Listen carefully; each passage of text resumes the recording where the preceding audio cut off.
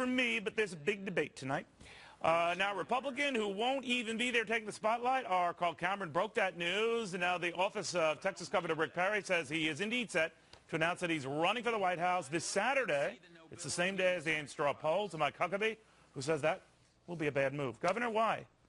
Well, it's a tactical blunder, Neil, because the people of Iowa worked very hard to make the straw poll the biggest political moment in the summer.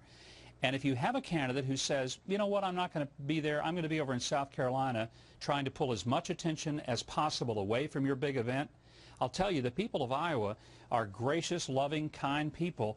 They don't take kindly to someone, in essence, dissing their big event, which is what it'll be reviewed as in the state of Iowa.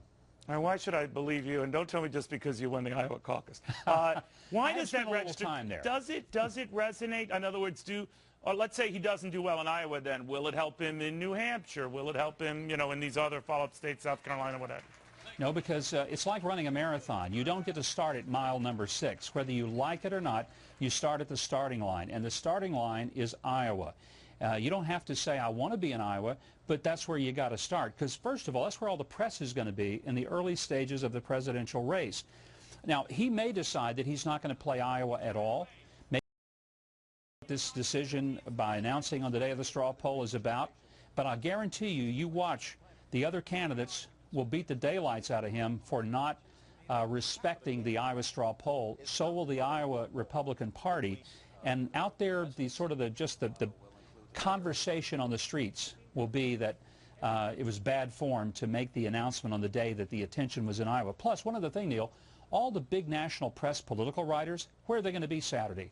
They're going to be in Iowa. 700 credentialed press are already registered there. They're not going to be covering him in South Carolina, and so the B team of national political reporters will be the ones in South Carolina covering his announcement. But he does disrupt things, does he not? Yeah, he disrupts it. But for what effect? Will he endear himself? How do you think he'd do in the battle? And everyone thinks that he is probably the most credible challenger at this point. And it's a mug's game because no one's voted. But he's the most credible challenger to Mitt Romney. Do you agree with that? I think he's a very credible challenger, but I think all of them are credible challengers at this point. It's way too early to pick someone and say he's going to win the nomination. I can tell you from being there 4 years ago, I resented it that at this point of the game, people were saying that it was all between Mitt Romney, John McCain, and Rudy Giuliani, and the rest of us ought to go home.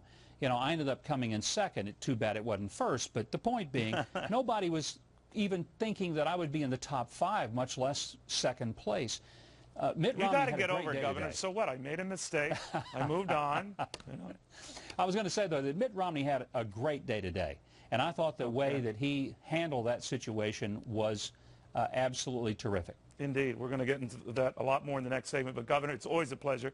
Thank you very, very much. Good seeing you again. Good to talk to you, Neil.